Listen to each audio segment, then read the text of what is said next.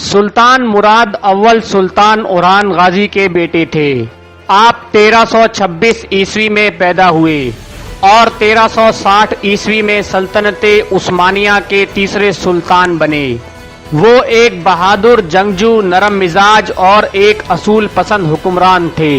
مراد کے دور میں سلطنت عثمانیہ کا رقبہ تیزی سے بڑھا۔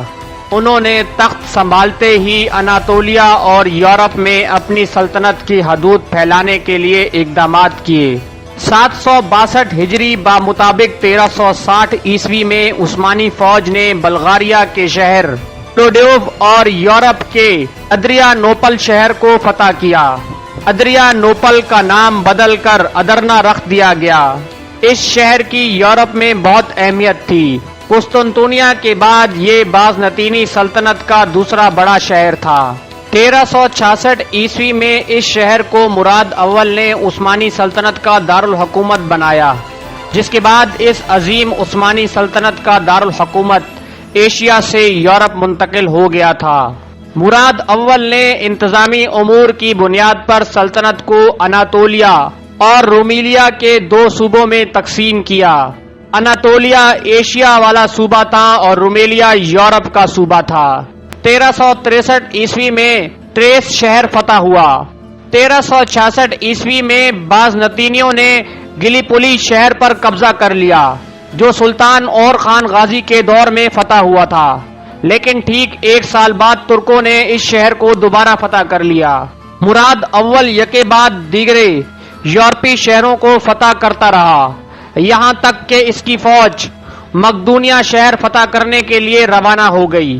یورپی بلکان اور سربیا، بلغاریہ، ہنگری اور بازنطینی سلطنت سمیت عیسائیوں نے ایک فوج تشکیل دی، جس میں 60,000 افراد شامل تھے، لیکن عثمانی کمانڈر لالا شاہین پاشا نے مخالفین سے نسبتاً چھوٹی فوج کے ساتھ انہیں دریائے مالٹا کے قریب شکست دی۔ اس فتح کے نتیجے میں تراکیہ اور مقدونیہ کی سلطنتیں فتح ہو گئیں اور مسلمان جنوبی بلغاریہ اور مشرقی سربیا میں پہنچ گئے۔ خزاں کے موسم میں جس طرح درختوں کے پتے ایک کے بعد ایک گرتے چلے جاتے ہیں، بالکل اسی طرح عثمانی افواج بازنطینی سلطنت کے ممالک اور شہروں کے ساتھ ساتھ بلغاریہ اور سربیا کو بھی فتح کرتی چلی گئی۔ ان فتوحات کو دیکھنے کے بعد بلغاریہ، سربیا اور بازنطینی سلطنت کے حکمران مراد اول کو سالانہ ٹیکس ادا کرنے پر راضی ہو گئے۔ 1385 عیسوی میں موجودہ بلغاریہ کا دارالحکومت صوفیہ سلطنت عثمانیہ میں شامل ہو گیا۔ 1386 عیسوی میں سربیا کا شہر نصف فتح ہوا۔ دوسری طرف سلطان مراد نے اناطولیہ میں اپنی سلطنت کو توقات تک بڑھا دیا۔ سن 1389 عیسوی میں سلطان مراد اول نے کوسوو کی پہلی جنگ میں شمالی سربیا، بوسنیا اور بلغاریہ سمیت بلکان کے عیسائیوں کی باہمی فوج کو شکست دی۔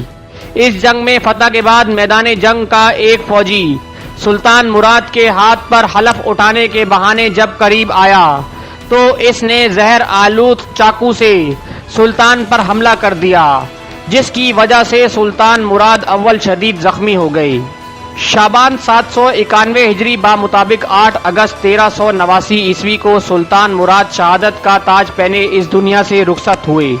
ان کے جسد خاکی کو محفوظ کر کے برسا لایا گیا، جہاں انہیں سپرد خاک کیا گیا، جبکہ کوسوو میں ان کی شہادت کے مقام پر ایک مقبرہ بنایا گیا تھا، جو مسجد خداوندگار کے نام سے مشہور ہے اور اب بھی کوسوو میں موجود ہے۔ سلطان مراد اول وہ پہلا حکمران تھا جس نے پہلی بار عثمانی قبیلے کو باقاعدہ طور پر سلطنت عثمانیہ میں تبدیل کیا۔ 1383 عیسوی میں انہیں خود مختار کا خطاب ملا۔ آپ نے سلطنت عثمانیہ پر اتنی حکمت اور مہارت سے حکمرانی کی کہ اس وقت کوئی بھی اس کا مقابلہ کرنے کے قابل نہیں تھا۔ عثمانی فوج جنیسری کے لیے مناسب تنخواہ پیمانہ متعارف کرایا گیا۔ وزراء پر مشتمل ایک دیوان خاص تشکیل دیا گیا تاکہ سرکاری اور فوجی انتظام کو احسن طریقے سے چلایا جا سکے۔ ٹیکس کے نظام میں تبدیلیاں لائی گئی، جس کی وجہ سے عثمانیوں کی تاریخ میں پہلی بار آمدنی اخراجات سے زیادہ تھی۔ سلطان مراد اول جب تخت پر بیٹھے تب سلطنت عثمانیہ کا رقبہ 95,000 مربع کلومیٹر تھا.